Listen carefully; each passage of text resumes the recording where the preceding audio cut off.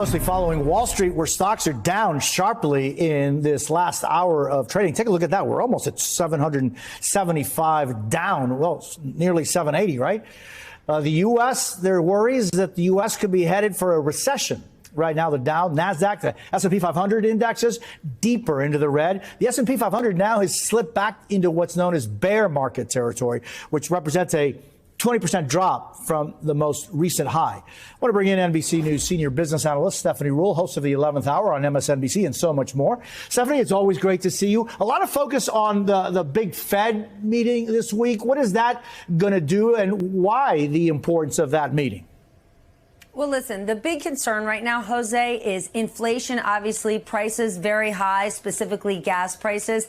And are we possibly going into a recession? And the one tool that the government can use belongs with the Federal Reserve, raising interest rates. We're getting ready for a two-day meeting where the Fed is expected to raise rates 0.5 percentage point. Some are saying they'd like it to see it being 0.75 of a point. Now, here's where it matters, okay?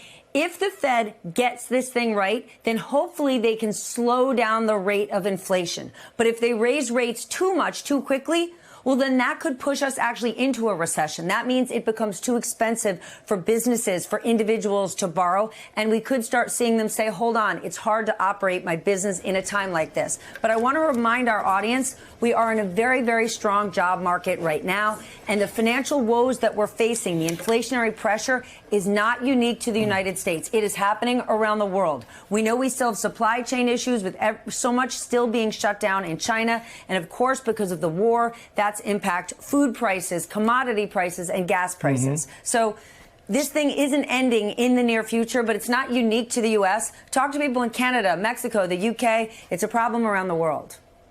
True, Stephanie, and I'm so glad you mentioned that because it is a global issue and the entire global community is affected by this. But Stephanie, and you know this more than most, the prices of the canasta básica, the basic foodstuffs that a family requires to live on, the prices of milk and eggs and chicken and almost the basic foodstuffs are through the roofs.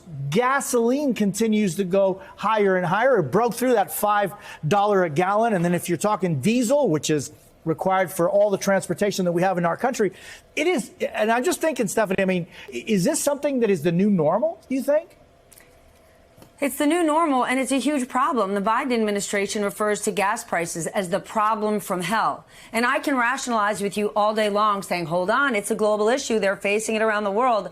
But when you or I or anybody else is going to fill up that gas tank, I mean, Mark Zandi said compared to last year, it's costing families about $160 more a month to pay for gas. That's real money. But now the one thing to think about, even though it's costing us so much more money, we're not seeing people change their lifestyle so much, at least not yet. As we head into the summer, we're expecting a huge travel summer. People flying, people driving. Those things cost a lot of money, and we haven't seen many Americans cancel their plans, at least not yet.